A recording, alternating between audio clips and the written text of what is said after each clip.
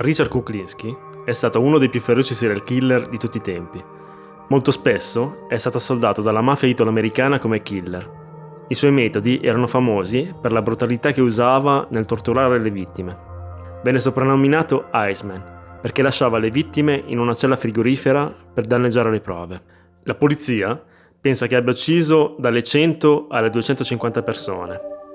È nato nel 1935 nel New Jersey.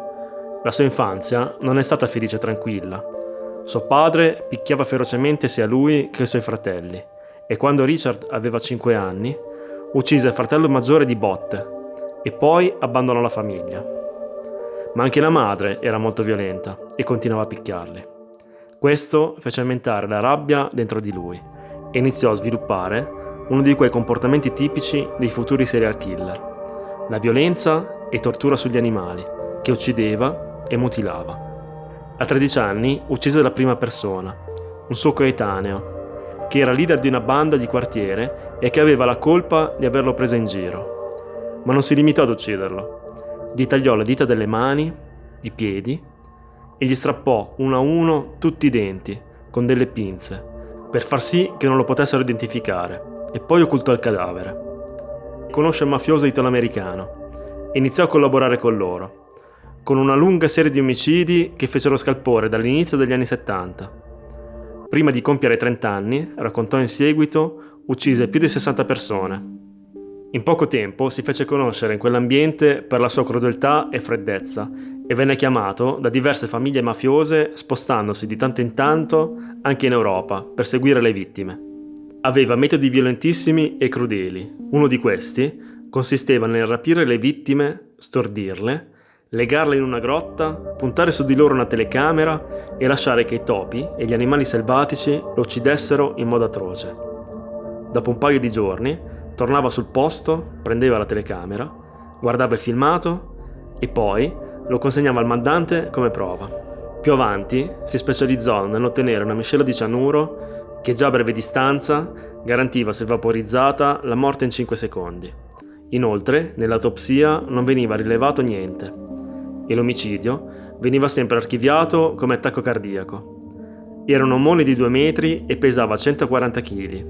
Ma era molto agile oltre che forte. A suo dire, la cosa che gli piaceva di più era studiare la preda. Nonostante la sua crudeltà, aveva comunque una sorta di codice d'onore che gli impediva di uccidere sia donne che bambini. Anzi, torturava e uccideva chi faceva loro del male. La moglie diceva che aveva 2 personalità, un mostro fuori casa, mentre con la famiglia era dolce e premuroso. Per un periodo fu dipendente da gioco d'azzardo e sperperò gran parte dei soldi che aveva accumulato con gli omicidi per la mafia. Fu arrestato dalla polizia di New York proprio vicino a casa sua. E questo grazie al lavoro di un infiltrato che si presentò come mafioso. Alla fine gli furono dati 6 ergastoli, ma visto che non si fece avanti nessun testimone oculare, non fu condannato alla pena di morte, anche se aveva ucciso più di 200 persone. Fu rinchiuso nel carcere dove c'era anche il fratello, che era stato condannato per aver stuprato e ucciso una bambina di 12 anni. Coerente con il suo codice d'onore, non volle mai né vederlo né tantomeno parlargli. Scrisse una biografia dal titolo Iceman, le confessioni di un killer mafioso. Disse che il suo più grande rimpianto fu quello di non aver ucciso il padre. Morì a 71 anni nel 2006 nell'ospedale di Trenton in New Jersey. Le cause non sono mai state chiarite. Lui da tempo diceva che qualcuno lo stava avvelenando piano piano. Nessuno gli credette, ma considerando il libro che aveva scritto, forse molti degli ex mandanti mafiosi avevano paura che facesse i loro nomi, in un'intervista o in un altro libro, e quindi, sicuramente, trassero vantaggio dalla sua morte. Nel 2012 è stato presentato al Festival di Venezia il film su di lui, chiamato proprio The Iceman.